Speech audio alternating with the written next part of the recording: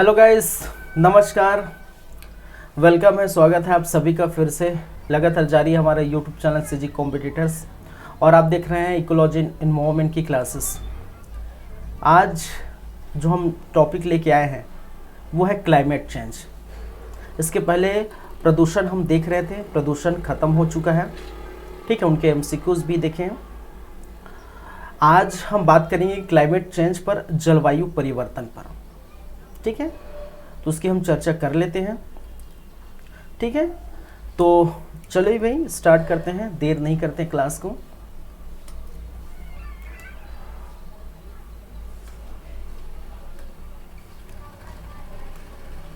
हम बात कर रहे हैं, करेंगे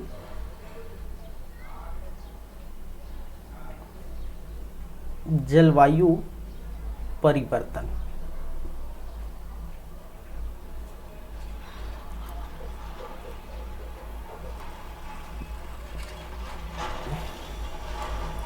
क्या है भाई? अरे यार,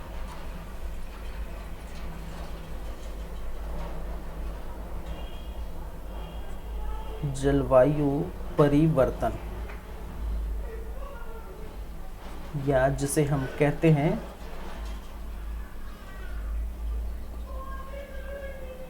क्लाइमेट चेंज,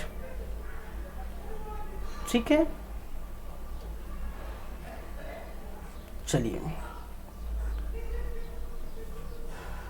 पहले हम बात कर लेते हैं क्या क्या बात करेंगे, इसके अंतर्गत क्या क्या देखेंगे।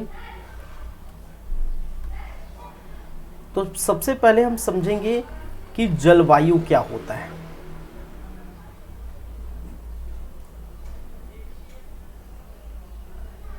क्या होता है, ठीक है। सबसे पहले बेसिक बातें हम करेंगे, जलवायु क्या होता है। फिर हम समझेंगे जलवायु परिवर्तन क्या है, जलवायु परिवर्तन क्या है,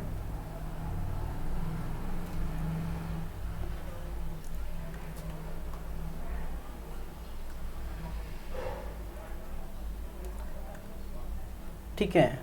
फिर हम बातें करेंगे जलवायु परिवर्तन के कारक,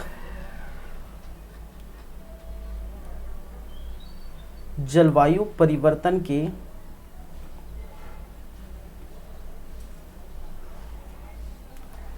कारक क्या क्या है, जलवायु परिवर्तन के प्रभाव क्या है,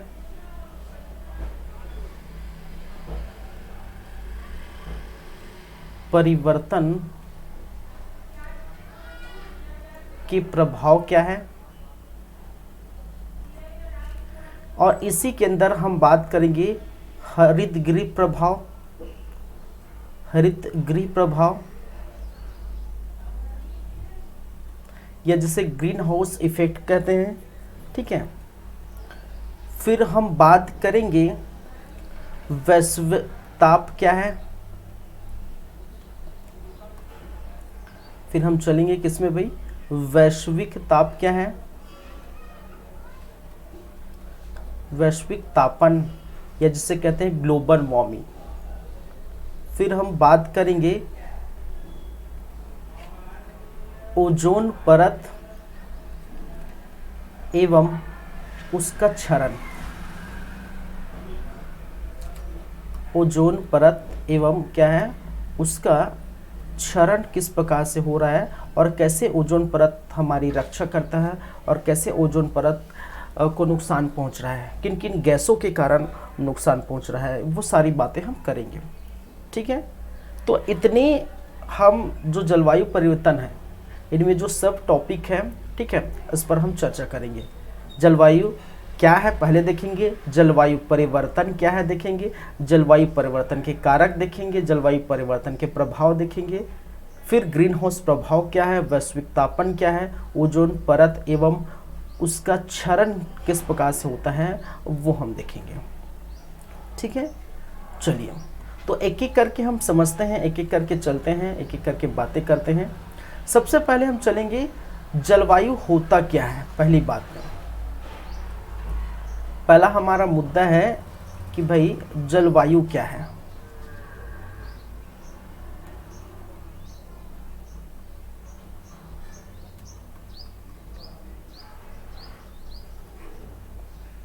ठीक है, चलिए अब देखिए पहले मैं समझा देता हूं, फिर हम आगे चलेंगे। पहले मैं लिख ही लेता हूं, फिर हम बात करेंगे, समझेंगे। ठीक है, किसी स्थान पर लंबे समय, किसी स्थान या कोई देश हो सकता है, किसी स्थान या देश पर लंबे समय तक, ठीक है, लंबे समय लगभग कितने वर्षों, 30 से 35 वर्ष, हम बातें करेंगे, समझेंगे, पहले लिख लेते हैं। लंबे समय तक तापमान, आर्द्रता, वर्षा आदि का समायोजन क्या कहलाता है भाई, जलवायु कहलाता है, जलवायु कहलाता है। ये तो मैं डेफिनेशन लिख दिया जैसा भी है। अब समझते हैं कि आखिर एक्चुअली होता क्या है। चलिए, मैंने क्या कहा कि भाई साहब लंबे समय तक, लगभग 30 से 35 वर्षों तक किसी भी एरिया, कोई भी क्षेत्र, कोई भी देश हो सकता है, कोई एरिया हो सकता है, कोई क्षेत्र हो सकता है, चाहे पहाड़ी एरिया हो सकता है, पठारी मैदानी एरिया, ठीक है, जंगली एरिया, कोई भी एरिया हो सकता है। उस एरिया में लंबे समय तक तापमान का बने रहना, आर्द्रता का बने रहना, आर्द्रता मतलब नमी, वर्षा का होना आदि के समायोजन को हम क्या कहते हैं, जलवायु कहते हैं। ठीक है, तो जैसे कि आप मान लीजिए, आपने सुने होंगे अपने बुजुर्गों से, ठीक है, कि भाई सब पहले क्या होता था, हम गर्मी के दिनों में, जैसे अभी गर्मी का दिन है, गर्मी के दिनों में बिना पंखा के रह जाते थे। ठीक है, फिर किसी समय ये सुने होंगे कि बरसात के समय अभी जितनी बारिश होती थी वो पहले बहुत बारिश होता था, अभी उतना नहीं हो रहा है। ठीक है, इतनी ठंडी पहले नहीं पड़ती थी, पहले जो है अभी पड़ रहा है, तो वगैरह वगैरह की बातें सुनते होंगे आप। ठीक है, तो यही क्या है कि 30 से 35 वर्षों तक वो पहले बना हो चुका था। ठीक है, किसी स्थान पर तापमान, आर्द्रता, वर्षा, ठीक है, पूरी चीज़ें पहले से 30-35 वर्ष से बना हो रहा। फिर जब बाद में जैसे जैसे दिन बीतते गए, जैसे जैसे वर्ष बीतते गए, वैसे वैसे इनके तापमान में, इनके आर्द्रता में, इनके वर्षा में परिवर्तन होने लगा। ठीक है, क्या हुआ, परिवर्तन होने लगा। और परिवर्तन का मुख्य कारण हम बात करेंगे, खैर जलवायु परिवर्तन देखेंगे उस समय। पहले हम इतना समझ लेते हैं कि जलवायु क्या है, तो बस इतना समझिए, लंबे वर्षों तक तापमान, आर्द्रता, वर्षों का जो बना देखने को मिलता है वो क्या कहलाता है, जलवायु कहलाता है। वो बहुत क्षण धीरे धीरे चेंज होता है, बहुत लंबे समय बाद चेंज होता है। लेकिन वही अगर हम बात कर ले मौसम, ठीक है, अगर एक पॉइंट और आता है इसमें हम बात कर लेते हैं कि भाई साहब मौसम क्या है, मौसम क्या है। तो मौसम की बातें करें तो किसी स्थान पर, इसी को हम रिपीट कर देते हैं, किसी स्थान, देश पर, ठीक है, क्षण भर के लिए, कितने भर की, क्षण भर के लिए क्या होता है, तापमान, वर्षा, आर्द्रता रहता है, ये बदलते रहता है या बदलते रहता है। ठीक है, जैसे अभी के देखे, अभी आपने देखे होंगे कि जो अप्रैल और मई का जो महीना था अभी 2023 का, हालांकि तो है गर्मी का मौसम, ग्रीष्म ऋतु, लेकिन आपने देखे होंगे कि लगातार बारिश ऊपर हो रही थी। ठीक है, लगातार क्या रहा, बारिश ऊपर बारिश हो रही थी। तो कभी बारिश हो जा रहा है, कभी धूप कर रहा है, कभी ठंडी लग रहा है। तो ये क्या है, ये मौसम है कि क्षण भर में क्या हो रहा है, बदल रहा है। ठीक है, जैसे कि मैंने कहा, कभी बहुत ज़्यादा गर्मी लग रहा है, कभी ठंडी लग रहा है, कभी बारिश हो रही है। ठीक है, तो पल पल में क्या होता है, बदलते रहता है। मौसम क्या होता है, पल पल में बदलते रहता है। लेकिन जलवायु नहीं बदलेगा। कहने का मतलब है 30 से 35 वर्षों तक जहां बने रहेगा उनकी तापमान, आर्द्रता, वर्षा बना रहेगा। ठीक है, जलवायु को हम कह सकते हैं मौसम का दीर्घ रूप। इसको हम बोल सकते हैं मौसम का दीर्घकालीन व्यवस्था। क्या बोल सकते हैं भाई, मौसम का दीर्घ रूप। दीर्घ रूप, मौसम का दीर्घ रूप क्या कहलाता है, जलवायु कहलाता है। और मौसम पल पल में क्या होता है, बदलते रहता है। अब यही टॉपिक है हमारा कि ये जो जलवायु है, जो हम इतने वर्षों तक बना हमें मिला है, 30-35 वर्षों तक रहा है, वो यदि अचानक बदल जाता है, ठीक है, बदल जाने का कहने का मतलब है, जैसे कि मैंने कहा बदल जाने का मतलब कैसे, कि मैंने जैसे कि कहा कि पहले दादा दादी, हमारे नाना नानी बोला करते थे कि भाई उस समय बहुत गर्मी नहीं पड़ती थी, हम बिना कूलर पंखा एसी के रह लेते थे। अभी तो ऐसा नहीं है, बिना कूलर पंखा एसी के नहीं रह सकते। तो वो उस समय की बातें अलग थी, उस समय का जलवायु अलग था। लेकिन अब परिवर्तन हो चुका है। किन कारणों से हुआ है हम बात करेंगे। परिवर्तन हो चुका है तो अभी तापमान बहुत अधिक है। आप देखेंगे 45-48 डिग्री चला जाता है। उस समय बिना पंखा के रह सकते थे, अभी नहीं रह सकते। उस समय बारिश बहुत होती थी, इस समय बारिश नहीं होती थी। कहा जाता है उस समय नवंबर दिसंबर के महीने में बारिश नहीं होती थी, अभी कभी भी हो जा रहा है। अभी अप्रैल मई में बारिश हो रहा है। तो ये क्या है, यही क्या है, जलवायु का परिवर्तन हो जाना। तो लंबे समय बाद जलवायु का जब परिवर्तन होता है उसी को हम कहते हैं जलवायु परिवर्तन। ठीक है, अब हम बात करेंगे जलवायु परिवर्तन क्या है और उसकी पृष्ठभूमि कैसे तैयार हुई है। ठीक है, उसकी पृष्ठभूमि कैसे तैयार हुई है उस पर हम चर्चा करेंगे।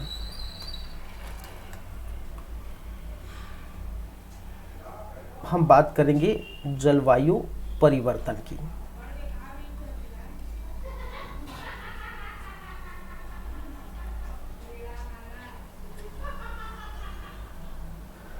ठीक है, इसकी पृष्ठभूमि कैसे तैयार होती है हम बात करेंगे। पहले हम बात कर लेते हैं जलवायु परिवर्तन है क्या चीज। ठीक है, तो जाहिर सी बात है, एक लाइन में अगर मैं लिख दूं कि जलवायु में होने वाले तीव्र परिवर्तन को हम जलवायु परिवर्तन कहते हैं। ठीक है, जलवायु में होने वाले तीव्र परिवर्तन को क्या कहते हैं, जलवायु परिवर्तन कहते हैं। जलवायु क्या कहते हैं, परिवर्तन कहते हैं, परिवर्तन कहते हैं। ठीक है, तो जो डेफिनेशन था जलवायु का उसी में परिवर्तन होगा। तापमान में परिवर्तन होगा, तापमान अधिक होगी, आर्द्रता में परिवर्तन होगा, वर्षा में परिवर्तन होगा, तब हम कह सकते हैं कि जलवायु में क्या हो रहा है, परिवर्तन हुआ लंबे समय बाद। ठीक है, ऐसे तो क्षण क्षण में बदलते रहता है, तो वो क्या कहलाएगा, वो मौसम कहलाएगा। ठीक है, चलिए अब इसकी पृष्ठभूमि कैसे तैयार होती है, इसकी पृष्ठभूमि किस प्रकार से तैयार होती है, कैसे तैयार होती है, ये हम बात करेंगे। ठीक है, तो इसकी पृष्ठभूमि तैयार होती है इंग्लैंड से। कहा जाता है इंग्लैंड। अब इंग्लैंड से कैसे तैयार होगी भाई, देखिए इंग्लैंड में औद्योगिक क्रांति स्टार्ट हुआ था। औद्योगिक क्रांति इंग्लैंड में क्या स्टार्ट हुआ था, औद्योगिक क्रांति। औद्योगिक क्रांति आप पढ़े हो, भारतीय इतिहास आप पढ़ चुके हैं मेरे से। और भारतीय इतिहास में मैंने कहा था कि पहले भारत के कच्चे माल ले जाते थे और इंग्लैंड में उस फैक्ट्री में यूज़ करके प्रोडक्ट बनाई जाती थी। ठीक है, मैं पढ़ा चुका हूँ भारतीय इतिहास। ठीक है, जब औद्योगिक क्रांति में पढ़ाया था उस समय पढ़ा चुका हूँ। तो इंग्लैंड में जब औद्योगिक क्रांति हुई थी, स्टार्ट हुआ था, तो औद्योगिक क्रांति के फलस्वरूप, ठीक है, अब देखिए भाई कोई भी मशीन चलेगी तो जाहिर सी बात है एक तो विद्युत चलेगी, कोयला से चलेगी वगैरह वगैरह। तो विद्युत क्रांति स्टार्ट हुआ था तो उस समय जो भूपर पट्टी में जो पृथ्वी के तल पर जमा हुए बहुत सारे क्या आपके जो कोयला है, समझिए बहुत सारे कोयला है, पेट्रोल है, डीजल है आदि, ठीक है, आदियों को किस रूप में यूज करने लगा? ईंधन के रूप में यूज करने लगा, ईंधन के रूप में। समझेगा मैंने क्या कहा कि इंग्लैंड में औद्योगिक क्रांति के चलते भूपर पट्टी पर जमीन में दबी जब वैज्ञानिकों ने ये खोजा कि यहाँ कोयला है, पेट्रोल है, डीजल है, इत्यादि इत्यादि है, जो ईंधन के रूप में मशीनों को चलाएगी। अभी भी चल रहा है, ठीक है, कोयले से अभी भी चल रहा है, विद्युत पैदा होता है, कोयले से बहुत सारी चीज़ें होती हैं, पेट्रोल डीजल चल रहा है, ठीक है, मशीनें चलती हैं। तो ये क्या है? ईंधन के रूप में जब प्रयोग की जाने लगे भूपर पट्टी में, देखिए ये सभी क्या है, ये सभी एक प्रकार का कार्बन के क्या थे, कार्बन से जुड़े बोल सकते हैं, ठीक है, कार्बन ही एक प्रकार के हैं। क्या है? कार्बन है जिसकी लंबी लंबी चैनें रहती हैं। कार्बन की देखिए कोयला है, पेट्रोल है, डीजल है, कार्बन की लंबी लंबी चैनें देखने को मिलती है। क्या देखने को मिलती है? कार्बन की लंबी लंबी चैनें देखने को मिलती है। जब भूपर पट्टी में था तो कोई नुकसान नहीं था, लेकिन जब बाद में यही कार्बन, ठीक है, यही कार्बन जो भूपर पट्टी में अंदर दबे हुए थे, जब ऑक्सीजन से क्रिया करते, ऑक्सीजन से क्रिया मतलब बाहर आएगी। जब स्टोर था तो कोई दिक्कत नहीं था, जब स्टोर था तो कोई दिक्कत नहीं है। जब इसको बाहर आएंगे, जलाएंगे, वायु की जो है के से क्रिया करेगा तो ये क्या बना लेता है? फिर कार्बन डाइऑक्साइड बना लेगा। क्या बना लेगा भाई साहब? कार्बन डाइऑक्साइड बना लेगा। और कार्बन डाइऑक्साइड सबसे बड़ा प्रमुख कारक है, सबसे बड़ा प्रमुख कारक है किसका? जलवायु परिवर्तन का, जलवायु परिवर्तन का, ठीक है। क्या है? सबसे बड़ा कारक है, क्या है? जलवायु परिवर्तन का। देखिए इस समय जब इंग्लैंड में औद्योगिक क्रांति नहीं हुई थी, उसके पहले, ठीक है, उसके पहले का जो तापमान है, उसके पहले का तापमान है लगभग 14.5 डिग्री सेल्सियस के आसपास तापमान माना है। हमारे वैज्ञानिकों ने जब इंग्लैंड में औद्योगिक क्रांति नहीं हुई थी तो औद्योगिक क्रांति के पहले जो तापमान माना है तो 14.5 डिग्री सेल्सियस तापमान जो है माना इसको कि उतना था भाई औद्योगिक क्रांति के पहले। लेकिन औद्योगिक क्रांति जब स्टार्ट हुआ, पेट्रोल डीजल बाहर निकला, तब कार्बन, पेट्रोल डीजल कोयला क्या है? कार्बन के ही बहुत बड़े बड़े चैन हैं, और जब ये बाहर निकलते हैं ऑक्सीजन से क्रिया करते हैं तो ये बना लेते हैं कार्बन डाइऑक्साइड। अब जब कार्बन डाइऑक्साइड बनाएं, कार्बन डाइऑक्साइड का क्या सबसे बड़ा नुकसान है वो हम बात करेंगे जब ग्रीन हाउस इफेक्ट देखेंगे, ग्रीन हाउस प्रभाव देखेंगे, ठीक है। तो यही कारक है जो जलवायु परिवर्तन को, ठीक है, तीव्र कर देती है, जलवायु परिवर्तन ला देती है, ठीक है। तो आप समझे, कैसे समझे कि भाई आप कैसे कहेंगे सर कि कार्बन डाइऑक्साइड किस प्रकार से कारक बन जाएगा, ठीक है। तो उसके लिए आपको जाना पड़ेगा, क्या पढ़ना पड़ेगा? Green house effect. क्या पढ़ना पड़ेगा? उसके लिए हमें पढ़ना पड़ेगा ग्रीन हाउस इफेक्ट। तो जस्ट उसको ही पहले मैं समझा देता हूँ क्योंकि एक दूसरे से रिलेटेड है, ठीक है, फिर बाकी चीज़ें हम बाद में देखेंगे। चलिए उसके लिए मुझे जाना पड़ेगा ग्रीन हाउस प्रभाव।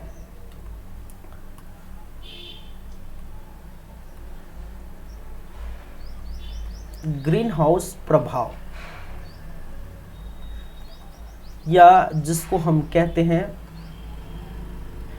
हरित गृह प्रभाव कहते हैं या ग्रीन हाउस इफेक्ट कहते हैं, जो भी कर ले,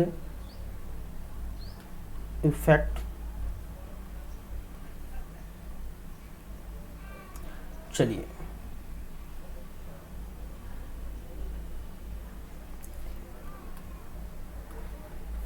देखिए, ये है हमारा सबका पृथ्वी, थोड़ा बड़ा बना देता हूँ। ये हमारा सबका क्या है, पृथ्वी। ठीक है, चलिए सूर्य, समझेगा। देखिए पृथ्वी के चारों तरफ, ठीक है, इस प्रकार से बहुत सारे परतें हैं, हम बात करेंगे।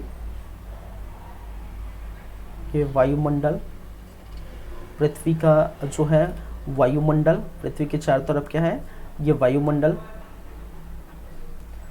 जहां पर आप देखते हैं। चलिए अब क्या होता है समझिएगा। सूर्य का प्रकाश कहां पर पड़ेगा, धरती पर पड़ेगा।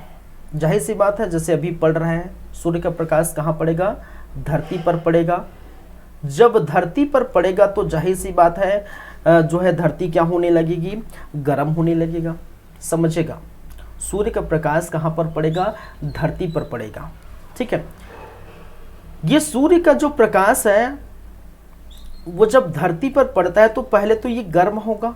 ठीक है, क्या होगा, ये क्या होगा भाई साहब, धरती पर पड़ेगा तो ये क्या होगा, गर्म होगा। हमारा जो है पृथ्वी क्या हो जाएगा, गर्म हो जाएगा। ठीक है, मान के चलिए अभी 9-10 जो बजे है और वहां से सूर्य एकदम ताप छोड़ रहा है, और जब ताप छोड़ रहा है उसके बाद जब शाम के समय संध्या काल में 5-6 बजे जब सूर्य जो है का जो है जो सूर्य जो है क्या हो जाएगा, ठीक है, सूर्यास्त हो जाएगा। वर्ड नहीं आ रहा था, क्या हो जाएगा, सूर्यास्त हो जाएगा। ठीक है, जब सूर्यास्त होगा समझेगा, तो सूर्यास्त होगा तो क्या होगा, यहाँ की विकिरण जो कि एक दीर्घ क्या होते हैं, दीर्घ तरंग दैर्घ्य वाले विकिरण होते हैं। कहाँ के, यहाँ के जो विकिरण है। ठीक है, अब देखिए शाम के समय यहाँ के विकिरण छोड़ने स्टार्ट करेगा। यहाँ से क्या छोड़ने स्टार्ट करेगा, विकिरण जो है छोड़ने स्टार्ट करेगा। किस प्रकार से, दीर्घ तरंग दैर्घ्य वाला, दीर्घ तरंग दैर्घ्य। ठीक है, तरंग दैर्घ्य समझते हैं ना, तरंग दैर्घ्य मतलब ये भाई, दीर्घ तरंग दैर्घ्य। तरंग दैर्घ्य कहने का मतलब वेवलेंथ, वेवलेंथ कहने का मतलब वेव का लेंथ। ठीक है, ये क्या कहलाता है, तरंग दैर्घ्य। ठीक है, वेवलेंथ, तरंग दैर्घ्य। ठीक है, दीर्घ तरंग दैर्घ्य मतलब बहुत जल्दी ये अपने जो विकिरण को त्यागेगा। जब त्यागेगा तो क्या होना चाहिए, पृथ्वी ठंडा होना चाहिए, यहाँ तक कि 0 डिग्री भी चला जाना चाहिए। क्यों चले जाना चाहिए, क्योंकि ताप का ये प्रॉपर्टी है। अगर आप देखते हैं, अगर आप आग तापते हैं, अगर आप तापते हैं आग, ठीक है, आग तापते हैं, और ठंडी के दिनों में आप देखने को मिलेगा जब कोई व्यक्ति आग तापने के लिए ऐसा बैठा रहता है, ठीक है, आग तापता है, ठीक है, तो कुछ समय बाद उसको जब गर्म रहता है, गर्म महसूस होता है, तो उठ के दूसरे जगह चला जाता है ठंडी के दिनों में, तो अब इसको फिर से क्या लगता है, ठंडा लगता है। यहाँ पर जब आग के सामने है तो गर्म लगेगा। ठीक है, तो जब आग के सामने है तो आपको गर्म महसूस होगा, आग से दूर जाएंगे तो ठंडा महसूस होगा। तो होना चाहिए ऐसी कि सूर्य की किरणें धरती पर पड़ी, पृथ्वी पर पड़ी, शाम के समय अपनी विकिरण त्यागेगा, दीर्घ तरंग दैर्घ्य वाले जो है विकिरण है, विकिरण त्यागेगा। ठीक है, तो ये पृथ्वी ठंडा हो जाना चाहिए, लेकिन नहीं होता। लेकिन क्या है, नहीं होता। इसका सबसे बड़ा कारण क्या है, इसका सबसे बड़ा कारण है कार्बन डाइऑक्साइड। और कौन सा कार्बन डाइऑक्साइड, जो हम ईंधन के रूप में हम अभी क्या किए, यूज किए हैं।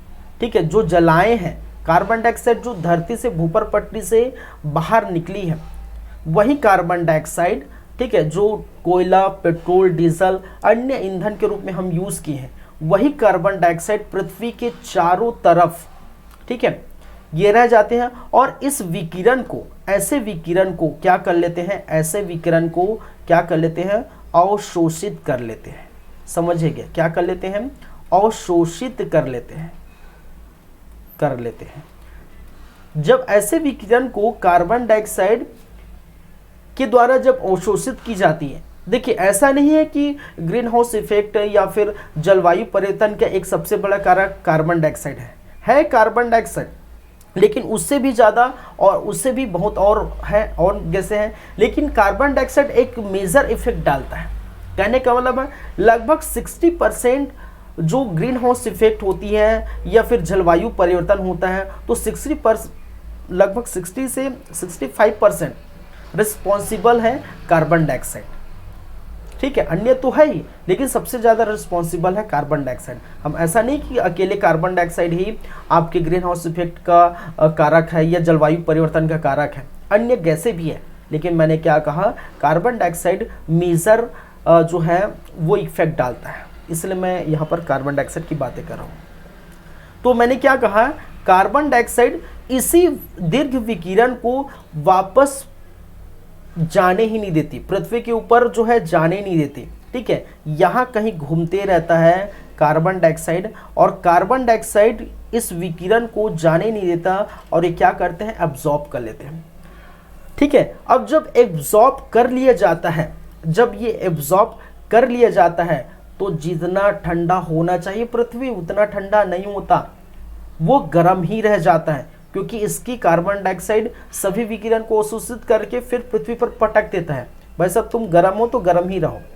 ठीक है, इनकी ये प्रॉपर्टी, जैसे कि देखिए ये ग्रीन हाउस प्रभाव जो नाम कैसे आया, ठीक है, ग्रीन हाउस प्रभाव का जो नाम कैसे आया समझिएगा।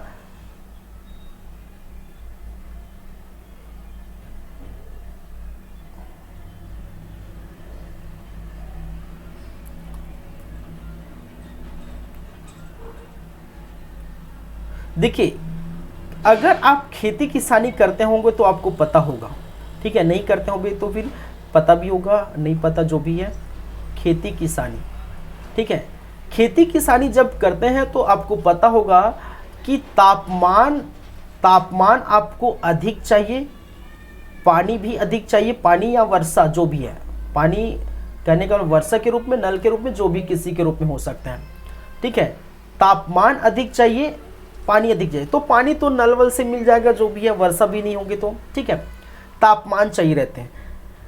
कहा जाता है कि जो यूरोपियन देश है, यूरोपियन देश और यूरोपियन देश में क्या पड़ता है, ठंड अधिक पड़ता है। क्या पड़ता है भाई साहब, ठंड अधिक पड़ता है, समझेगा। यूरोपियन देशों में ठंडा क्या है, बहुत अत्यधिक पड़ता है, जिसके कारण से अब देखिए ठंडा अधिक पड़ेगा तो खेती किसानी के लिए, फसल के लिए क्या चाहिए, तापमान अधिक चाहिए, और तापमान जब उतना नहीं मिलेगा जितना फसल के लिए, क्रॉप्स के लिए मिलना चाहिए, टेम्परेचर जितना क्रॉप्स के लिए मिलना चाहिए उतना जब नहीं मिलेगा तो क्रॉप्स क्या होगा, डिस्ट्रॉय हो जाएगा, क्रॉप्स खत्म हो जाएगा, मरने लगेगा। इसके लिए एक तरीका निकाला यूरोपियन देशों ने, क्या किया, एक तरीका निकाला कि क्या किया कि एक कांच का क्या लिया, एक घरनुमा संरचना लिया। घरनुमा संरचना कहने का मतलब कांच का इस प्रकार से संरचना बनाया, आप देखते होंगे। ठीक है, ग्लास का क्या बनाया, संरचना बनाया। ठीक है, इस प्रकार से घर बनाया, और इसी घर के अंदर क्या किया, ये उगाया। किसको उगाया, फसलें को, जो भी अपनी सब्जी है, कोई भी धान है, जो भी है, जो भी उगाएंगे अपनी फसल उगाए। क्या होगा, टेम्परेचर तो यहाँ से सूर्य के प्रकाश से पड़ जाएगा। ठीक है, टेम्परेचर क्या करेगा, सूर्य के प्रकाश से पड़ेगा। ठीक है, और टेम्परेचर किसको मिलेगा, टेम्परेचर मिलेगा किसको, इस क्रॉप्स को, जितने क्रॉप्स है उनको क्या मिलेगा, टेम्परेचर मिलेगा। लेकिन जब शाम ढलेगी और वापस ये विकिरण ये त्यागना शुरू करेगा। ठीक है, इनकी जो है सूर्य के प्रकाश मिलेगी। ठीक है, गर्म होगा ये पूरा ज़मीन जहाँ पर आप क्रॉप्स डाले हैं, फसल डाले हैं, तब ये जब गर्म होगा, लेकिन बाद में शाम के समय अपनी विकिरण त्यागना शुरू करेगा। तो जब त्यागना शुरू करेगा तो वापस नहीं जाएगा, क्योंकि ये ग्लास जो लगा है वो क्या कर लेते हैं, ऐसे विकिरण को त्यागते नहीं है, वापस नहीं जाते, बल्कि ऐसे विकिरण को क्या कर लेते हैं, अवशोषित कर लेते हैं। ऐसे विकिरण को क्या कर लेते हैं? अवशोषित कर लेते हैं। और जिसके कारण से क्रॉप्स को भी क्या मिलता है? ताप मिलते रहता है, गर्म होते रहता है, और क्रॉप्स या जो भी फसल लगा रहे हैं उसकी पैदावार अच्छी होती है। कहने का मतलब उसको तापमान चाहिए वो मिल जाता है। ठीक है, क्या है? वो जो तापमान चाहिए वो मिल जाता है। तो ये जो ग्लास है वो किस प्रकार से कार्य कर रहा है? वो कार्बन डाइऑक्साइड की तरह कार्य कर रहा है। ठीक है, कार्बन डाइऑक्साइड की तरह कार्य कर रहा है कि आया भैया और वापस जब त्यागता है अपनी विकिरण तो ये जाने नहीं देता, पूरा रोक देता है और ये पूरा जो है स्थान गर्म हो जाता है। ठीक है, क्या हो जाता है? गर्म हो जाता है। जैसे कि आप समझिएगा, ठीक है, इससे एक एग्जाम्पल भी समझिएगा।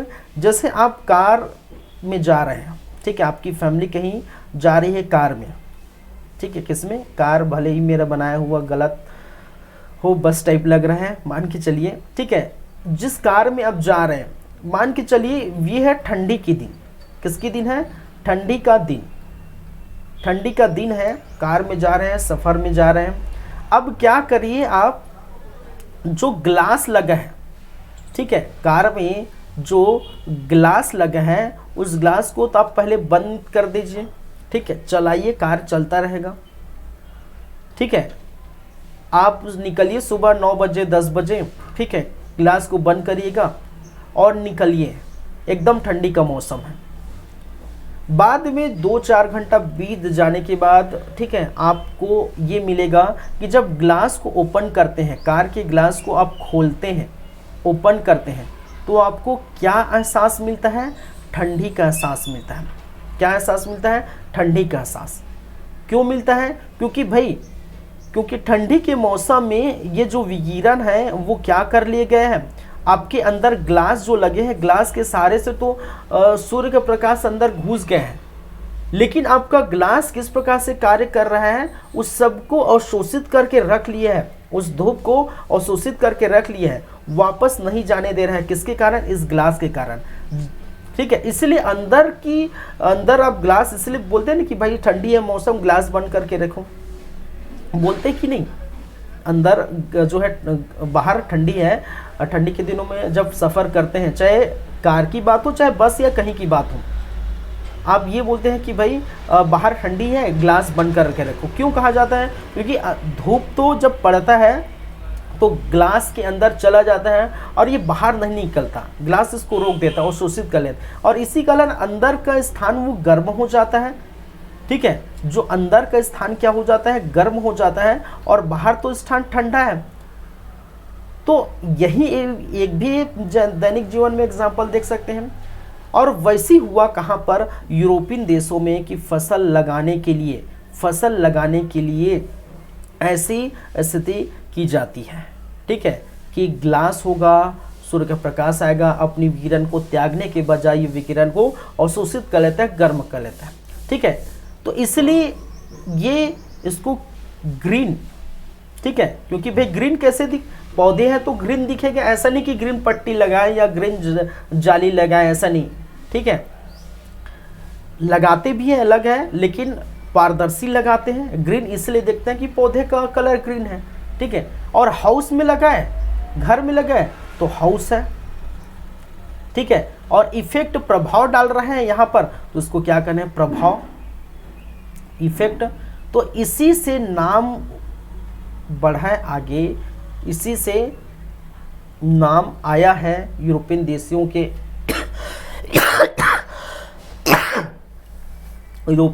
के इस प्रकार के जुगाड़ के कारण ही इसका नाम आया है ग्रीन हाउस प्रभाव, क्योंकि ये उसी तरह कार्य कर रहे हैं। कार्बन डाइऑक्साइड ये ग्लास की तरह कार्य कर रहा है, जो विकिरण को बाहर जाने नहीं देती, त्यागने नहीं देती और अवशोषित करके रख लेती है। ठीक है, इसी कारण यह नाम आया है ग्रीन हाउस प्रभाव या ग्रीन हाउस इफेक्ट। ठीक है, चलिए इसके और भी देखिए, कार्बन डाइऑक्साइड जैसे कि मैंने कहा, रिस्पॉन्सिबल कौन है? रिस्पॉन्सिबल गैसेस सबसे मेजर तो कार्बन डाइऑक्साइड है। फिर आपका मीथेन गैस है, ओजोन गैस है, CFC है, कार्बन फ्लोरोकार्बन, ठीक है, नाइट्रोजन के ऑक्साइड, HFC गैस, ठीक है, फिर आपका SF6, NF6 आदि गैसेस हैं, ठीक है। क्या है? आदि गैसेस है इसके रिस्पॉन्सिबल। ऐसा नहीं अकेला एकलौता भाई साहब इसी को हम दोषी देंगे, लेकिन दोष इसलिए देखते हैं कि जो ज़्यादा गुंडागर्दी करता है वो वही दोषी कहलाता है। तो गुंडागर्दी भाई साहब ये करता है, लगभग कितना रिस्पॉन्सिबल है, कितना उत्तरदायी है, 60 से 65% उत्तरदायी है। बाकी 2%, 4%, 8%, 10%, 12%, ठीक है, इस प्रकार से उत्तरदायित्व है। सबसे ज़्यादा उत्तरदायित्व है ग्रीन हाउस इफेक्ट के लिए कार्बन डाइऑक्साइड, इसलिए हम उसको ज़्यादा दोष मानते हैं, ठीक है। चलिए, आपको समझ में आ गया होगा ये सारी चीज़ें।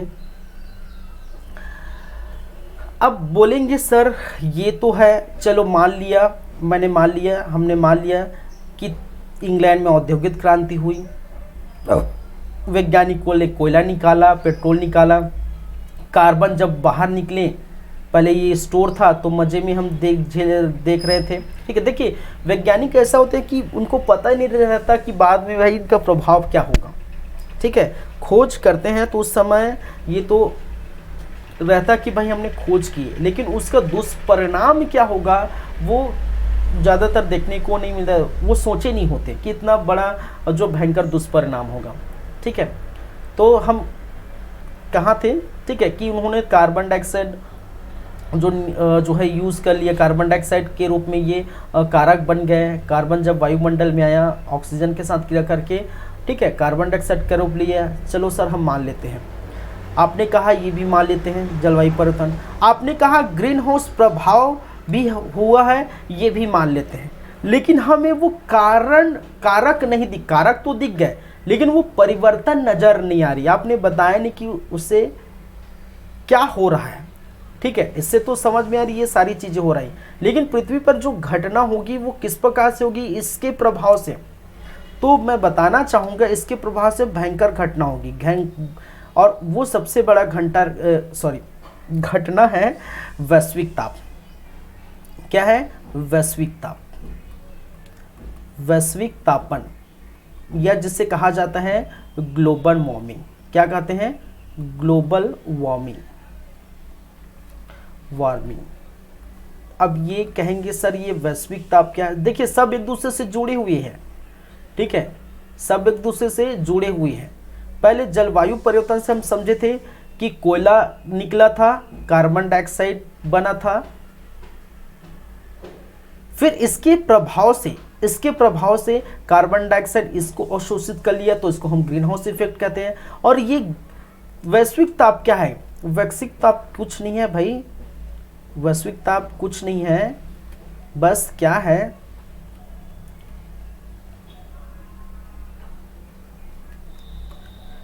जब सूर्य का प्रकाश पड़ता है, ठीक है, तो क्या होगा, ये बाहर नहीं निकल पाएंगे, हमने ग्रीन हाउस प्रभाव में देखा, ठीक है। ये क्या नहीं होगा, बाहर अपनी जब विकिरण त्यागेगा तो बाहर नहीं निकल पाएंगे, ठीक है, कार्बन डाइऑक्साइड इसको रोक लेगा, ठीक है। अत्यधिक मात्रा में जब कार्बन डाइऑक्साइड की उपस्थिति होगी, ठीक है, अत्यधिक मात्रा में जब कार्बन डाइऑक्साइड की उपस्थित होगी तो क्या होगा, ग्रीन हाउस इफेक्ट और भी अत्यधिक होगा, मतलब उस विकिरण को और रोक के रखेगा। जो विकिरण उत्सर्जित करने वाला था उस विकिरण को कार्बन डाइऑक्साइड, जितनी मात्रा में कार्बन डाइऑक्साइड सघन होगी, जितना मात्रा में वायुमंडल में कार्बन डाइऑक्साइड अधिक होगा, उतनी मात्रा में क्या होगा, उस विकिरण को रोक के रखेगा, ठीक है। और वो क्या होगा, ताप में वृद्धि कर जाएगी। क्या हो जाएगी? ताप में वृद्धि कर जाएगी। अरे भाई सूर्य के प्रकाश आ रहा है लेकिन उसको जाने ही नहीं दे रहा है, तो ताप में क्या होगा, वृद्धि कर जाएगी, और इसी को हम कहते हैं वैश्विक तापक। कहने का मतलब हरित गृह प्रभाव में वृद्धि होना वैश्विक तापन कहलाता है। क्या कहलाता है? हरित गृह या ग्रीन हाउस प्रभाव, हरित गृह प्रभाव या ग्रीन हाउस प्रभाव में वृद्धि वृद्धि क्या कहलाता है? वैश्विक तापन कहलाता है भाई। एक लाइन में हम बात करें, क्या कहलाता है? वैश्विक तापन कहलाता है, ठीक है। कि भाई हरित गृह प्रभाव पहले तो था कि चले नॉर्मल आकर विकिरण त्याग नहीं रहा है तो ठीक है, चल जाएगा जितना है। लेकिन जब इनकी मात्राएं बढ़ जाएगी, तापमान बढ़ जाए, कार्बन डाइऑक्साइड की मात्रा बढ़ जाएगी, तो जितनी कार्बन डाइऑक्साइड की मात्रा बढ़ जाएगी सबको विकिरण को अवशोषित कर लेगा, अपनी तरफ रखेगा। और जितना वो विकिरण को अवशोषित कर देगा, वापस जाने नहीं देगा सूर्य की किरण को, तो उतना हमारा पृथ्वी क्या होने लगेगा भाई? उतना पृथ्वी हमारा गर्म होने लगेगा। तो जब हरित गृह प्रभाव में जब वृद्धि होगा तो जाहिर सी बात ना, तापमान में वृद्धि होगा। तो इसी को हम कहते हैं वैश्विक तापन। क्या कहलाता है? यही कहलाता है वैश्विक तापन। और वैश्विक तापन कहने का मतलब है अत्यधिक ताप होना, ठीक है। क्या होना? पृथ्वी का तापमान बढ़ जाना। पृथ्वी का क्या है? तापमान बढ़ जाना। क्या होना? बढ़ जाना, ठीक है। आप बोलेंगे सर आप तो बताया ही नहीं कि अभी जनजीवन को किस प्रकार से अस्त व्यस्त करेगा, किस प्रकार से जो ये देखने को मिलेगा। आपने बताया ग्रीन हाउस प्रभाव रोक देता है, ठीक है, पृथ्वी, फिर वैश्विक ताप हो जाता है। लेकिन आपने बताया नहीं किस प्रकार से ये प्रभाव डालेगा मनुष्य को, जनजीवन को, दुनियादारी को, ठीक है। तो मैं बताना चाहूँगा भाई साहब, पृथ्वी का तापमान अगर बढ़ जाएगा तो कई वर्षों से जो ग्लेशियर्स है, ग्लेशियर्स समझते हैं ना, जो बर्फ है, ठीक है, क्या है? बर्फ है, ग्लेशियर है, ठीक है। कई वर्षों से जो बर्फीला इलाका है, ग्लेशियर्स है, वो क्या हो जाएगा? बर्फ पिघलने लगेगा। क्या होने लगा? पिघलने लगेगा। अब जब ग्लेशियर्स पिघलेगा, बर्फ पिघलेगा, ठीक है, तो क्या होगा? ये किसका रूप ले लेगी भाई? ये बाढ़ का रूप ले लेगी। क्या हो जाएगा? किसका रूप ले लेगा? बाढ़ का रूप ले लेगा। जब बाढ़ का रूप ले लेगा, आप जानते हैं जब बाढ़ आएगी, ठीक है, क्या होगी? जब बाढ़ आएगी किसी स्थान पर, ठीक है, ऊपर ग्लेशियर्स है, आप जानते हैं इधर जो है आपके बिहार में कोसी नदी, फिर गंगा है, फिर यमुना है, ठीक है। इधर अगर इसमें जब ग्लेशियर्स इधर पिघलेगा और जब बाढ़ आएगी तो सोचिए किस प्रकार से दुनिया अस्त व्यस्त हो जाएगी। पूरा बाढ़ में जीव जंतु नष्ट हो जाएंगे, पेड़ पौधे नष्ट हो जाएंगे, ठीक है, जीवन उथल पुथल हो जाएगा, बहुत सारे लाशों के ढेर बन जाएंगे। हमारा जो है धरती, हमारा जो भारत ही नहीं, इवन अन्य देश भी, ठीक है, क्योंकि अभी तक ग्लेशियर्स है, बर्फ के रूप में जमा है तो जमा है, इतने ताप में नहीं पिघल रहा है, थोड़ा बहुत पिघल रहा है, ठीक है, चलिए जो भी है। लेकिन बहुत अत्यधिक ताप होगा, जब बर्फ पिघलेगी, ग्लेशियर्स पिघलेगा, तो बाढ़ जब आएगी तो दुनिया अस्त व्यस्त होगी, ठीक है, ये कारण है। एक और कारण, अब इस कारण से जितने बाढ़ आएगी तो बाढ़ निकल के चला जाएगा, ग्लेशियर्स पूरा पिघल के रुक जाएगी, बाढ़ निकल चला जाएगा।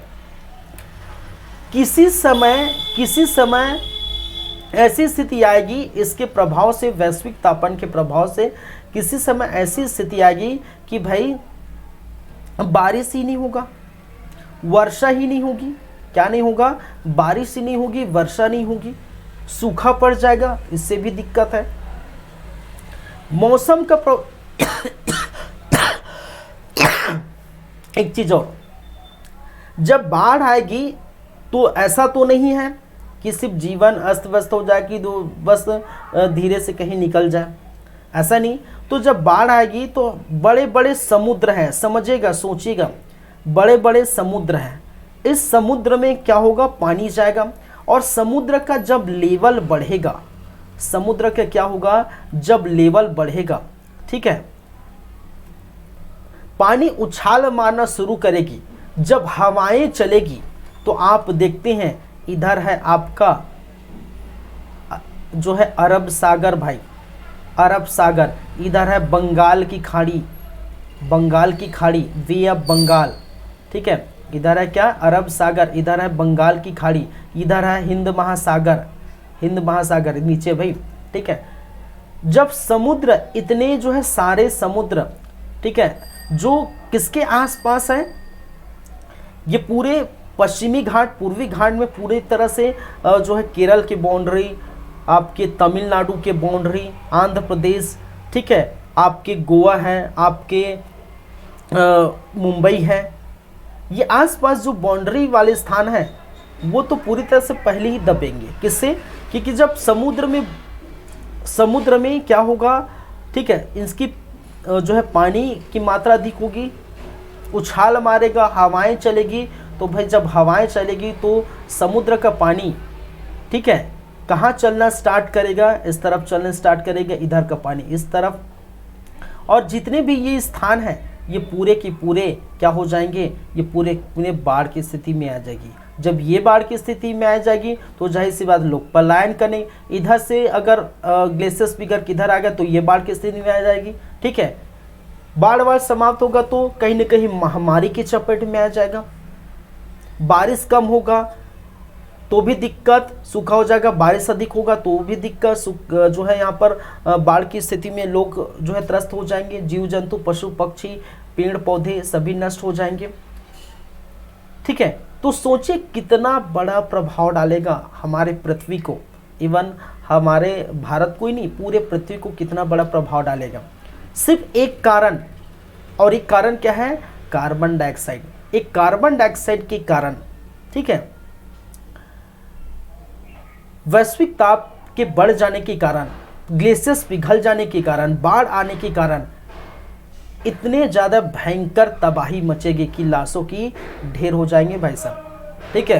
पृथ्वी हमारा लाशों का ढेर हो जाएगा क्योंकि ये सारे संभाल नहीं पाएंगे ऐसे। तो इसीलिए कहा जाता है पेड़ पौधे लगाइए, ठीक है, पेड़ पौधे क्या करिए, लगाइए, पेड़ उगाइए, ठीक है। ये क्यों कहा जाता है, क्योंकि भाई साहब पेड़ पौधे क्या करते हैं आप जानते हैं, पेड़ पौधे कार्बन डाइऑक्साइड को शोषित करते हैं और अपने अंदर कार्बन को रखते हैं, अपने अंदर क्या करते हैं, कार्बन को पेड़ में पत्ती में पौधे के रूप में कार्बन को जमा करते हैं, उसको बाहर रिलीज होने नहीं देते। ऑक्सीजन को वो तो भेज देते हैं बाहर हमारे लिए, कार्बन को अपनी जगह संभाल के रखते हैं पेड़ पौधे, ठीक है, अपने पत्ती में, ठीक है, अपने तने में संभाल के रखते हैं। जब ये किसी कारणवश, हाँ ये भी आप याद रखिए, एक चीज़ और याद रखिए, ठीक है, यहाँ एक चीज़ और याद आ गया कि देखिए अगर ऐसी होती स्थिति गर्मी के दिन, जितना ज़्यादा गर्मी पड़ेगा जितना ज़्यादा सूखा पड़ेगा, ठीक है, जितना ज़्यादा गर्मी पड़ेगी उतनी ज़्यादा इनकी पत्तियाँ क्या हो जाएगी, इनकी पत्तियाँ क्या करेगी, टूट के गिरेगी, ठीक है, इनकी पत्ती क्या करेगी, पत्ती टूट कर गिर जाएगी, टूट कर क्या करेगी, गिरेगा। जब टूट कर गिर जाएगा तो ये पत्ती क्या हो जाएगा, सूख जाएगा।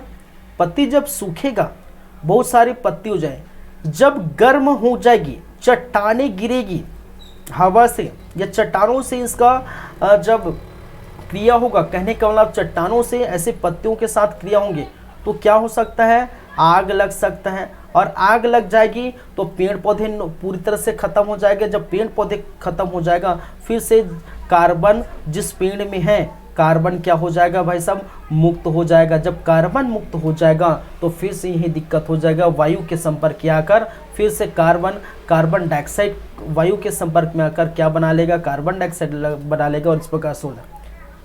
तो इनका प्रभाव जंगल में आग लगना,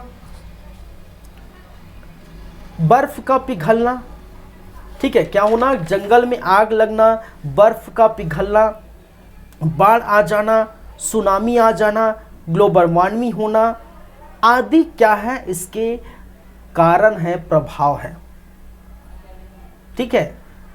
चलिए तो आप समझ चुके होंगे, ठीक है। अब इसको समझाने की जरूरत नहीं पड़नी चाहिए किसको भाई, कि जलवायु परिवर्तन क्या है, जलवायु क्या समझे, जलवायु परिवर्तन क्या समझे, जलवायु परिवर्तन के कारक क्या समझे, ठीक है। प्रभाव हरित गृह प्रभाव के वैश्विक ताप क्या है, लगभग सभी को हम समझ चुके हैं। अगर आप जलवायु परिवर्तन, हरित गृह प्रभाव और वैश्विक ताप समझ गए तो लगभग हम समझ सकते हैं कि पूरी चीज़ें आपको समझ में आ गया होगा। ठीक है, कारक पर अगर हम चर्चा करें,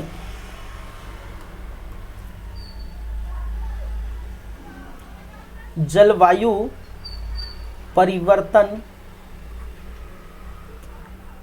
के कारक, हम कारक पर चर्चा करेंगे, कारक पर जाएंगे तो दो तरह के कारक माने जा सकते हैं। एक है आपका प्राकृतिक कारण जिसको हम रोक नहीं सकते, प्राकृतिक कारण, कारक जिसको हम नहीं रोक सकते, लेकिन कुछ है मानव जनित कारक, मानव जनित कारक, मानव जनित कारक जिसको हम रोक सकते हैं, रोक सकते हैं कि नहीं भी। क्या है प्राकृतिक कारण, क्या है मानव जनित कारण, हम देखते हैं। प्राकृतिक कारण बहुत सारे हैं, ठीक है।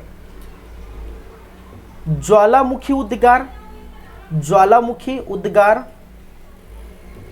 अब ज्वालामुखी फटेगी, लावा धरती से बाहर आएगा तो बहुत सारे गैसेस रिलीज करता है जो हमारे वायुमंडल को, प्रकृति को गर्म कर देता है, नुकसान पहुंचाता है। ठीक है, बहुत सारे गैसें रिलीज करती हैं। महानदी पृथक्करण, जो है द्वीपीय पृथक्करण, महाद्वीपीय पृथक्करण,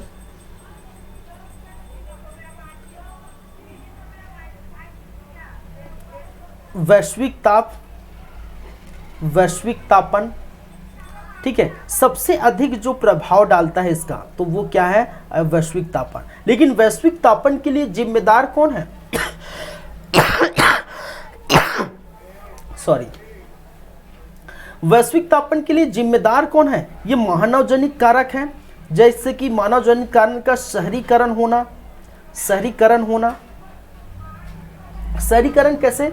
भाई गांव में एरिया थे तो कुछ दिक्कत नहीं था, ठीक है, जनसंख्या बढ़ गई, लोग शहर की ओर जाना शुरू कर दिए, शहर की ओर जाना शुरू कर दिए, वहाँ पर फैक्ट्री लगाना शुरू कर दिया। ठीक है, शहरीकरण के साथ साथ औद्योगिकरण, औद्योगिकरण और औद्योगिकरण करेंगे, शहरीकरण करेंगे तो क्या करना पड़ेगी? वनों की कटाई करना पड़ेगा। जब वनों की कटाई करेंगे तो जाहिर सी बात है फिर से वही बातें आएगी, कार्बन डाइऑक्साइड ज़्यादा मुक्त होगा वनों की कटाई से। शहरीकरण जितना, जो लोग जो आजकल सॉरी,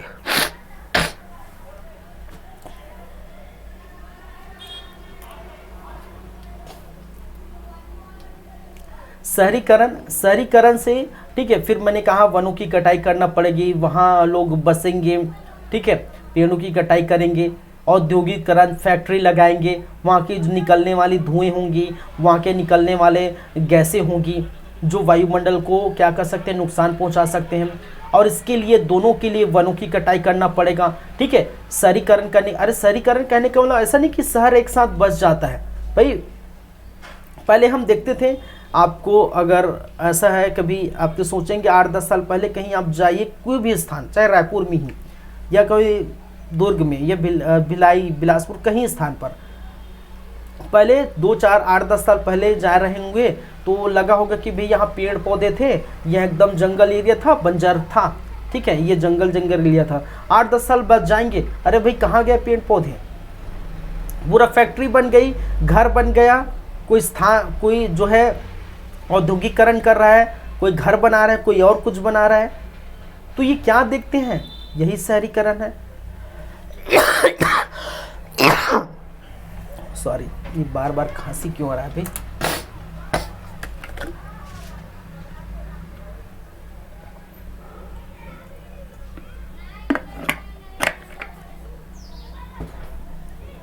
ठीक है, तो जब शहरीकरण करेंगे, औद्योगिकरण करेंगे, पेड़ों की कटाई करेंगे तो जाहिर सी बात है नुकसान पृथ्वी को होगा।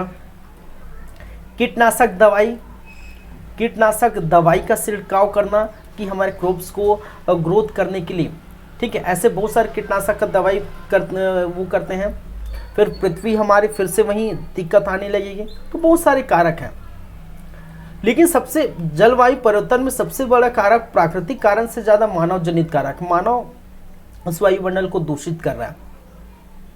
ठीक है, हम अपने भोग विलास लेने के लिए, सुख जीवन व्यतीत करने के लिए ये सारी कारनामा करते हैं, और हमें पता नहीं रहता कि पृथ्वी को, धरती को, वायुमंडल को, इन्वायरमेंट को, ठीक है, इकोसिस्टम को हम कितना नुकसान पहुंचा रहे हैं। ठीक है, तो पेड़ों की कटाई करने के बजाय आप पेड़ लगाइए भरपूर, औद्योगिकरण करिए, लेकिन स्थान अलग चुनिए। ठीक है, शहरीकरण के शहरीकरण का सबसे बड़ा कारण क्या है? जनसंख्या में हमारा वृद्धि हो रहा है। ठीक है, चीन के बाद दूसरे नंबर पर है।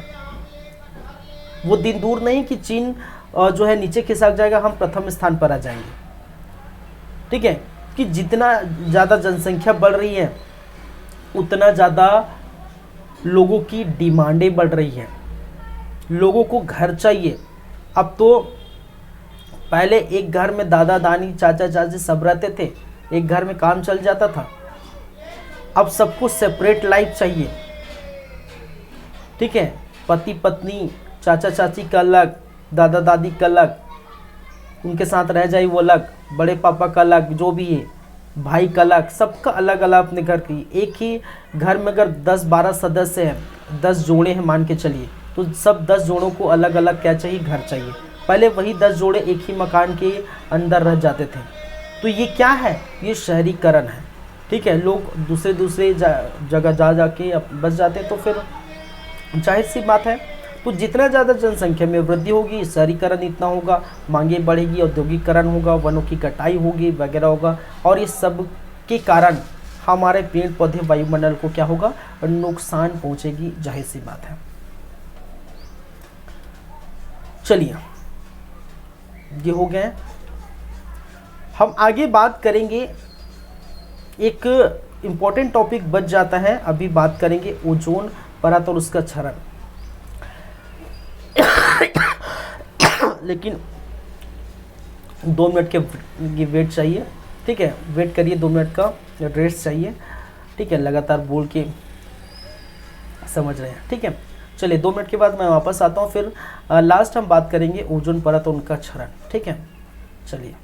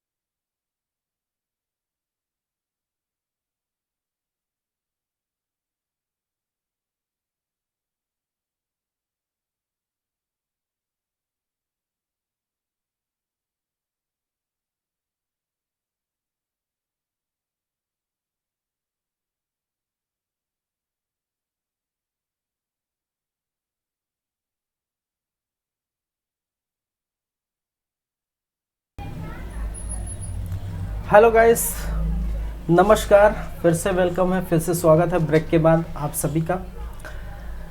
नेक्स्ट टॉपिक बात करेंगे ओजोन परत और उसके क्षरण।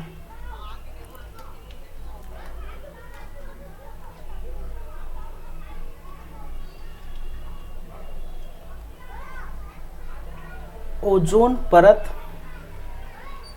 एवं उसके क्षरण। ठीक है,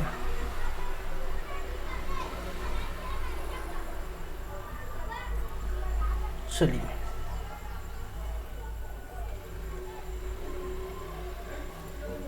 पहले समझेंगे कि ओजोन परत क्या है। ओजोन परत क्या है, ठीक है, क्या है।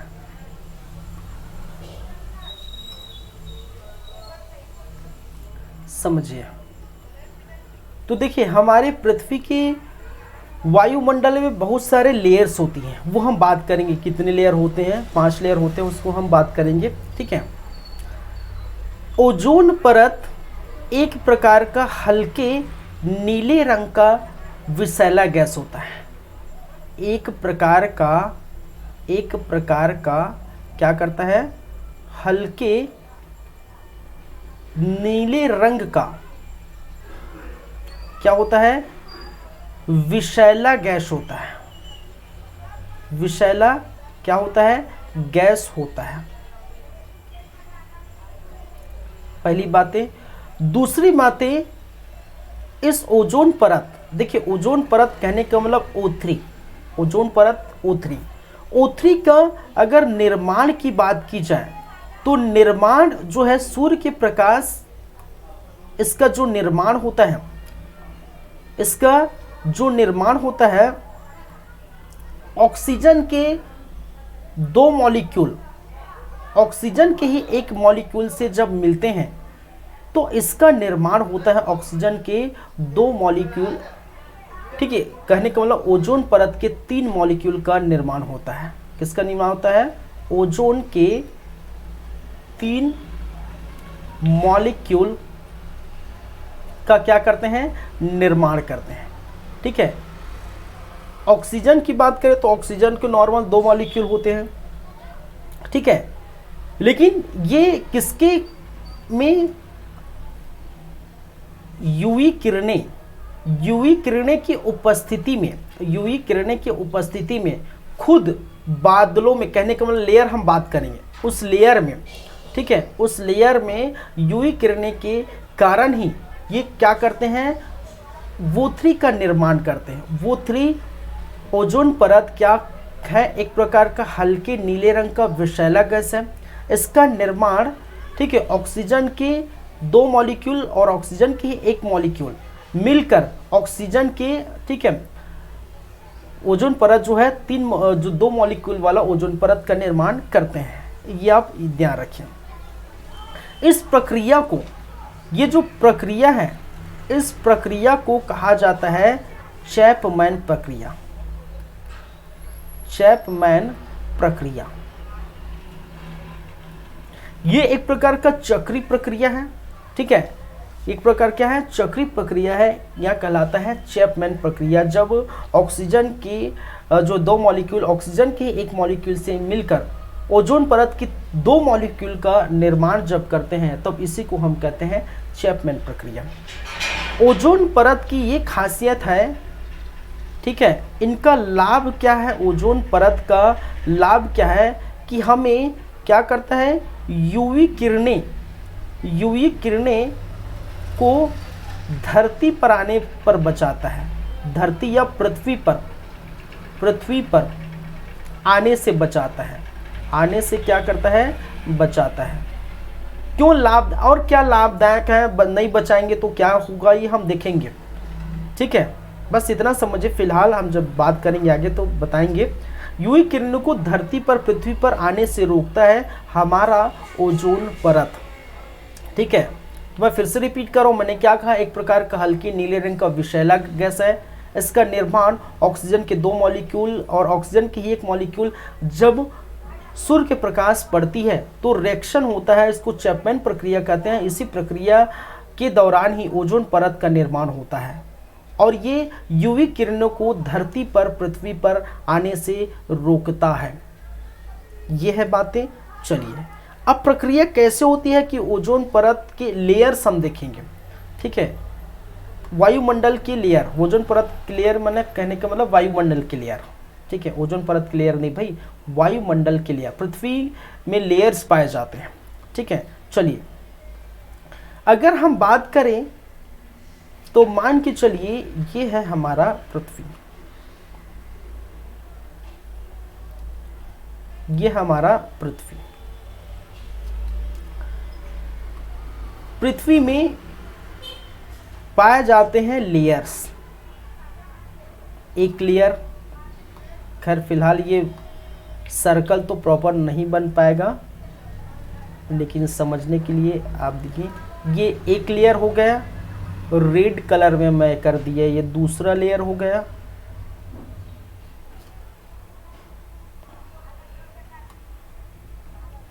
एकदम चपटा चपटा बन रहा है क्या, समझिएगा।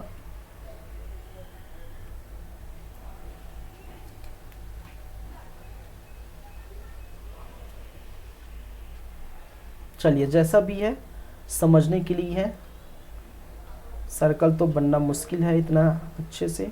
ये दो लेयर है, ये मैंने बना दिया थर्ड लेयर।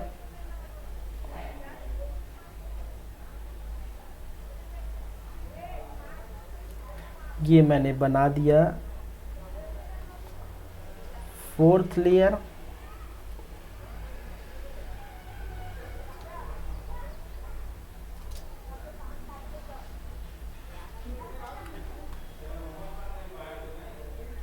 और ये मैंने बना दिया फिफ्थ लेयर।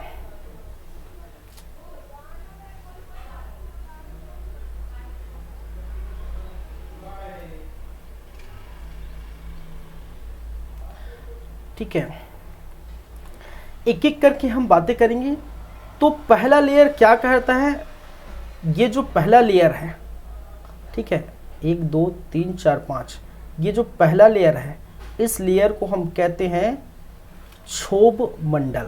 क्या कहते हैं, क्या कहते हैं भाई, क्षोभ मंडल, क्षोभ मंडल। ये दूसरा लेयर क्या कहलाता है, समताप मंडल, समताप मंडल। तीसरा लेयर क्या कहलाता है, मध्य मंडल, मध्य मंडल। चौथा लेयर क्या कहलाता है, सॉरी ये चौथा इधर है ना,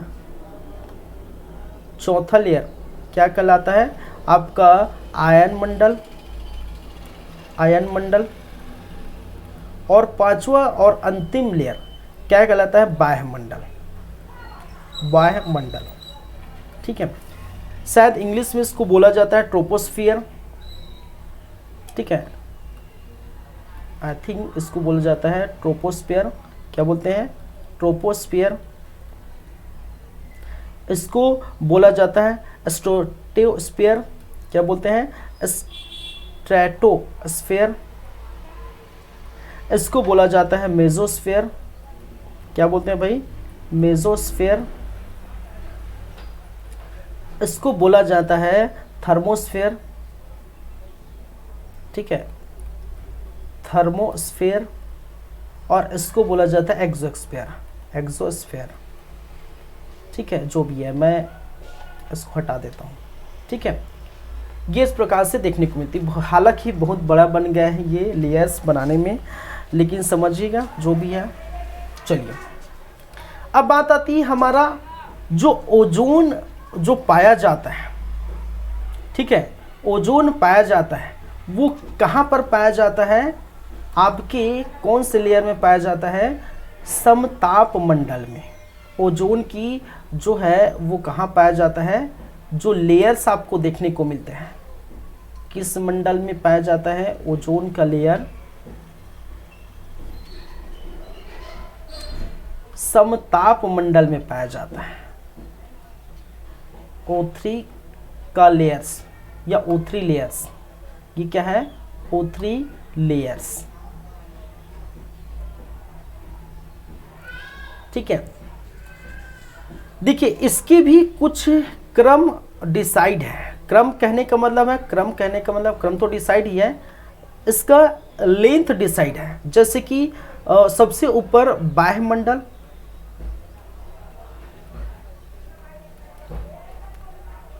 फिर आएगा आयन मंडल, फिर आपका आएगा मध्य मंडल, फिर आएगा समताप मंडल, फिर आपका आएगा क्षोभ मंडल। क्या है?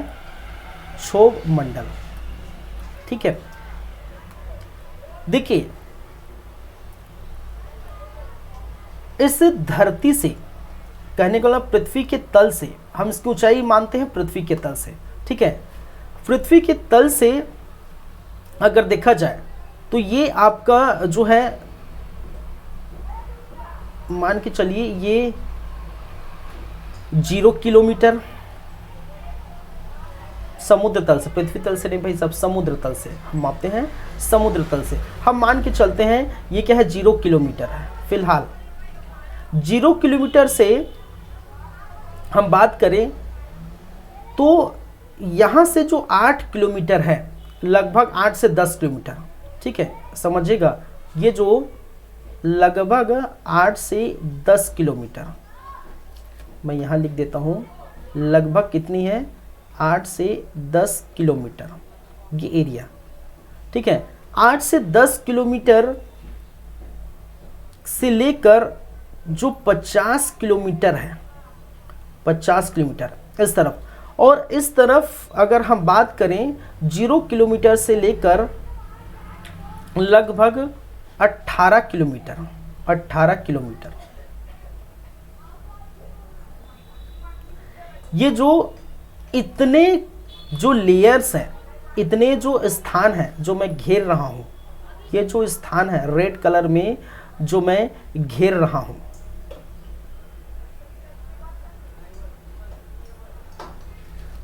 और ये भी 50 होगा। अब सीधा होगा तो भाई ये भी 50 किलोमीटर होगा। ये क्या है?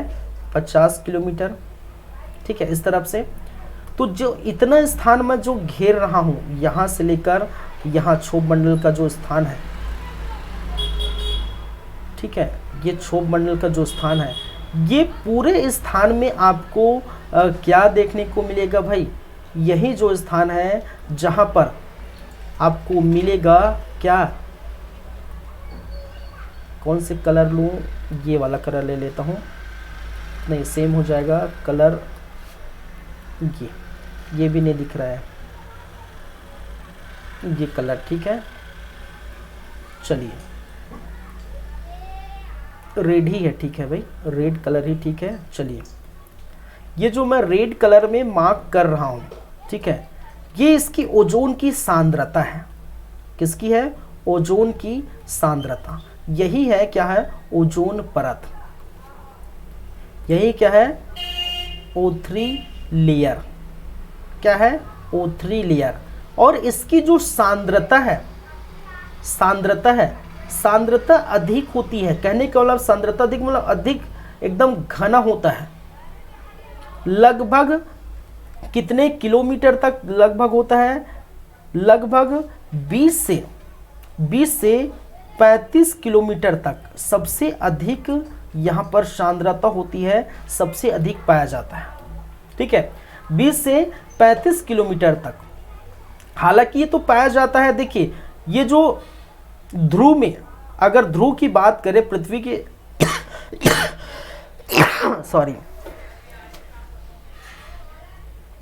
पृथ्वी के ध्रुव की बात करें तो 10 किलोमीटर से 50 किलोमीटर तक पृथ्वी के ध्रुव में, और विषुवत रेखा में, विषुवत में 18 किलोमीटर से 50 किलोमीटर तक पाया जाता है। ठीक है, सबसे अधिक जो सांद्रता होती है, जो घना होता है, जहां लेयर बहुत ज़्यादा जो है पाए जाते हैं एकदम, वो 20 से 35 किलोमीटर के मध्य ही क्या होता है, ये लेयर्स आपको देखने को मिलता है, अधिक मात्रा में पाई जाती है। ठीक है, चलिए ये तो मैंने बता दिया, लेयर्स इस प्रकार से आपको देखने को मिलती है। ठीक है, अब देखिए होता क्या है, ये जो यूवी किरणें हैं सॉरी, बार बार आज खांसी कैसे आ रहा है यार, सॉरी मेरा वीडियो नहीं चल रहा है। चलिए, ये जो यूवी किरणें हैं, सूर्य के प्रकाश से आने वाली जो अल्ट्रावायलेट किरणें हैं, क्या है, यूवी किरणें।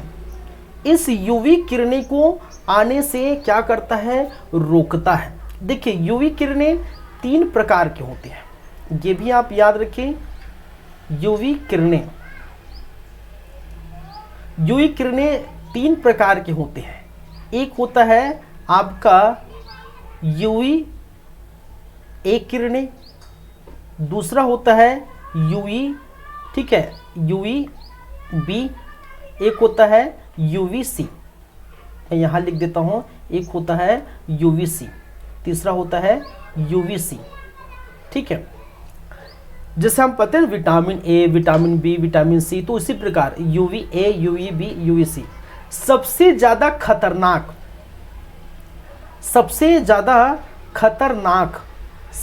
खतरनाक होगा यूवी सी किरणें। ठीक है, यूवी सी किरणें अगर धरती पर पहुंचेगी भाई साहब, तो लाशों की ढेर मच जाएगी, तबाही मच जाएगा। ठीक है, बहुत ज़्यादा खतरनाक होता है, लेकिन ये पहुंचेगा नहीं। क्यों कारण, क्योंकि ये जो लेयर्स है पहली बात तो यूवी किरणें O3 लेयर बनाने में कार्य करता है, समझिएगा। पहली बात, ये जो यूवीसी है, ये पृथ्वी, ये जो समताप मंडल में पाई जाने वाली O3 लेयर को बनाने में कार्य करता है, तो ये संभव नहीं है नीचे आने। यूवी किरणें संभव है यूवी ए आना, और यूवी ए आना चाहिए, यूवी ए, ठीक है, यूवी ए आना चाहिए। आना इसलिए चाहिए क्योंकि ये विटामिन ए का निर्माण करता है भाई, और विटामिन डी, कहाँ से ए आ गया है, विटामिन डी का निर्माण करता है, और विटामिन डी हमारे लिए बहुत ही ज़्यादा ज़रूरी है। सुबह 10 बजे 11 बजे तक हमें धूप में रहना चाहिए, विटामिन ए लेना चाहिए। क्यों कहते हैं, क्योंकि जो यूवी किरणें आती हैं, हालांकि तो घातक है, लेकिन ये निर्माण करता है, ये उतना घातक नहीं है, ये निर्माण करता है विटामिन डी का। मध्यम घातक करता है कौन, बी, ठीक है, बी आ जाएगा तो घातक है, हल्का पुल्का, वो भी है घातक, ए भी है, लेकिन ए से फायदा है, विटामिन डी मिलता है, बी घाटा है, सी बहुत ज़्यादा घातक है, लेकिन सी आएगा नहीं। बी अगर आ जाता है तो फिर दिक्कत हो जाएगी। यदि मान के चलिए, हम तो बोल रहे हैं कि ये सब रोक देता है, आ जाता है, लेकिन अगर ऐसा है कि ये धरती पर पड़ जाए, ये यूवी किरणें धरती पर पड़ जाए, तो क्या होगा भाई साहब, क्या होगा, बहुत ज़्यादा बीमारी आ जाएगी। कैसे, मोतियाबिंद हो जाएगा, इनसे मोतियाबिंद हो जाएगा। वीडियो हटा देता हूँ मेरा। इनसे हो जाएगा आपका चर्म रोग, इनसे हो जाएगा आपको कैंसर आदि। इस किरणें से ऐसी स्थिति आएगी, आपको मोतियाबिंद हो जाएगा, चर्म रोग हो जाएगा, कैंसर की बीमारी हो जाएगी, और इसी को रोका जाना चाहिए। ठीक है, इसी को रोका जाना चाहिए। इसका ये हो क्या रहा है यार, मुझे बार बार। इसका सबसे बड़ा कारण कौन है भाई, गैसें हैं, बहुत सारा गैसेस है, और बहुत सारे गैसेस में आपका CFC गैस, क्लोरोफ्लोरोकार्बन है, और ये आपके जो रेफ्रिजरेटर या जिसको बोल सकते हैं फ्रीज, ठीक है, आपके फ्रीज से, आपके AC से, ठीक है, आपके फोम से आदि से ये निकलते हैं भाई, CFC गैस। ठीक है, क्या है, ये आदि क्या करते हैं, निकलते हैं CFC गैस। ठीक है, तो कारण क्या है, CFC गैस सबसे प्रमुख कारक है जो आपके, ठीक है। एक तो हैलोजन गैस भी है, हैलोजन गैस भी है, CFC गैस भी है, नाइट्रोजन ऑक्साइड है, CH3Cl है, आदि है। लेकिन सबसे अधिक मात्रा में CFC गैस क्या करते हैं, ओजोन परत को क्षरण कर देते हैं। जब वायुमंडल के साथ ये मिलते हैं, क्लोरीन के बना लेते हैं, ओजोन परत को क्षरण करते हैं। क्षरण करने में सबसे बड़ा कारक कौन है, आपका CFC गैस। ठीक है, एक चीज और समझिए यहाँ पर, जो हमारे पृथ्वी है, हमारा पृथ्वी है, पृथ्वी के आसपास ये क्या है, ओजोन लेयर है। मैंने क्या कहा, मैं ये क्या है, मैंने बना दिया O3 है, ये क्या है, अब O3 है, ये क्या है, O3 लेयर। मैं लेयर्स को बना रहा हूँ ना, O3 लेयर है जो समताप मंडल में पाए जाते हैं। ठीक है, इस O3 लेयर धीरे धीरे धीरे धीरे क्या हो रहा है, पतले हो रहे हैं, धीरे धीरे पतले रहे। और सबसे ज्यादा पतले कहाँ हो रहा है, ध्रुव में। कहाँ हो रहे हैं, ध्रुव में। ठीक है, ध्रुव में क्या हो रहा है, पतले हो रहे हैं। इसलिए अब बोलते हैं कि हमारे ओजोन परत में छिद्र हो गया, ये हो गया वगैरह। छिद्र नहीं, ओजोन परत पतले हो जा रहे हैं, खासकर ध्रुव में। और इस ध्रुव में पतला होगा, इसका खोज किया था, पता लगाया था। ठीक है, कुछ ब्रिटिश वैज्ञानिकों ने, ब्रिटिश की टीम ने, ठीक है, कुछ क्या है, ब्रिटेन की टीम में, ब्रिटिश टीम ने क्या किया था, पता लगाया था कि भाई साहब ध्रुव के जो स्थान है जहाँ पर ओजोन परत है, ध्रुव के स्थान पर लगातार पतले हो रहे हैं। ठीक है, यही क्या है, वो ब्रिटिश की टीम में लगा था। ब्रिटिश की टीम में एक जो वैज्ञानिक था,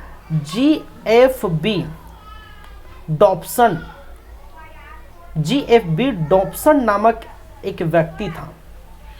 ठीक है, इसके साथ जो सबसे प्रमुख व्यक्ति था, जो इस टीम में था। और इसी कारण से इसके नाम पे, ठीक है, पृथ्वी की जो ओजोन की जो सांद्रता है, ओजोन की सांद्रता का माप कौन करता है, माप डॉप्सन से करते हैं। ओजोन की सांद्रता का माप डॉप्सन इकाई से करते हैं। डॉप्सन क्या है, ओजोन की परत की सांद्रता को मापने की क्या है, इकाई है। जैसे कि हम बोलते हैं कितना डिग्री सेल्सियस तापमान है, तो किससे मापते हैं, टेम्परेचर से मापते हैं। अभी गर्मी के दिनों में 42-45 डिग्री सेल्सियस है, तो किससे मापते हैं, एक इकाई है। टेम्परेचर मापने का थर्मामीटर एक इकाई है। ठीक है, तो वो टेम्परेचर आपके शरीर का जो तापमान मापते हैं। ठीक है, तो वो किससे मापते हैं, थर्मामीटर से मापते हैं। तो उसी प्रकार जैसे हम किलोमीटर, जैसे हम दूरी को मापते हैं, किलोमीटर, हाइट को मापते हैं मीटर। ठीक है, किसी को मापते हैं केजी में, किसी वस्तु को, दूध या जो द्रव्य पदार्थ है उसको लीटर में मापते हैं। तो ये मापन है। उसी प्रकार ओजोन की जो सांद्रता है, कितनी सांद्रता है, उसको मापने के लिए एक इकाई है और उसका नाम है डॉप्सन। और डॉप्सन किससे आया कि ये ध्रुव में पतले हो रहे हैं, उसका खोज ब्रिटिश टीम ने किया था। और इसमें से GFB डॉप्सन एक व्यक्ति था, इसी के नाम में पड़ा डॉप्सन। चलिए, ये हो गया। एक चीज और देखिए यहां पर, अब भाई ये सारी चीजें हो रही है, CFC गैस निकल रहे हैं फ्रीज से, AC से, फोम से। इसको तो रोकना है, इसको तो रोकना पड़ेगा। और रोकने के लिए एक वैश्विक स्तर पर क्या की गई, प्रयास की गई। ठीक है, ओजोन के क्षरण को या ओजोन के क्षरण को रोकने हेतु वैश्विक स्तर पर प्रयास। ओजोन के क्षरण को रोकने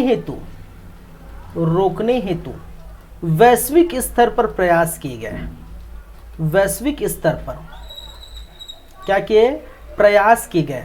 और प्रयास क्या था भाई, उस प्रयास का नाम क्या था, उस प्रयास का नाम था क्या था, मॉन्ट्रियल प्रोटोकॉल। क्या कहते हैं, उस प्रयास का क्या नाम है, मॉन्ट्रियल प्रोटोकॉल, प्रोटोकॉल या जिसे कहा जाता है मॉन्ट्रियल संधि। और इस संधि जो हुआ था वो हुआ था 16 सितंबर सन 1987। 16 सितंबर 1987 में मॉन्ट्रिया नामक स्थान कनाडा के मॉन्ट्रिया नामक स्थान में हुआ था। इस संधि की मुख्य बातें क्या हैं कि इनमें कुल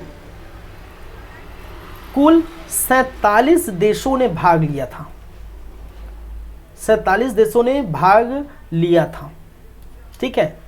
और इस मॉन्ट्रियल प्रोटोकॉल के उद्देश्य क्या था कि जो गैसेस हैं जैसे CFC गैस है, इस CFC गैसों को क्या करना है, कम करना है या बैन करना है।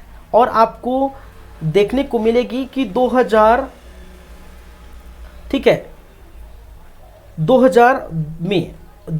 में CFC को क्या कर दिया था, बैन कर दिया गया था, ठीक है। और ये जितने देश थे वो इसमें से 33 देशों ने क्या किया था, इस जो प्रोटोकॉल है, ये संधि है, उस पर हस्ताक्षर किए थे। 47 में से 33 देशों ने हस्ताक्षर किए और ये लागू हो गया था 1 जनवरी सन 1989 को लागू हुआ था। और इस दिन सभी ने प्रण लिए थे कि CFC जैसे गैसों को कम करना है, और इसी कारण से बाद में 2000 को CFC गैसों को बंद कर दिया गया। बाद में इसी कारण से 16 सितंबर को प्रतिवर्ष क्या मनाया जाता है भाई, प्रतिवर्ष जब मॉन्ट्रियल प्रोटोकॉल हुआ, ठीक है, और ओजोन चरण के क्षरण के जो कारण है, ओजोन परत के क्षरण के कारण है CFC गैसें, ऐसे बन को प्रतिबंध कर दिया गया। और इसी कारण प्रतिवर्ष ओजोन दिवस मनाया जाता है। क्या मनाया जाता है भाई, ओजोन संरक्षण दिवस मनाया जाता है।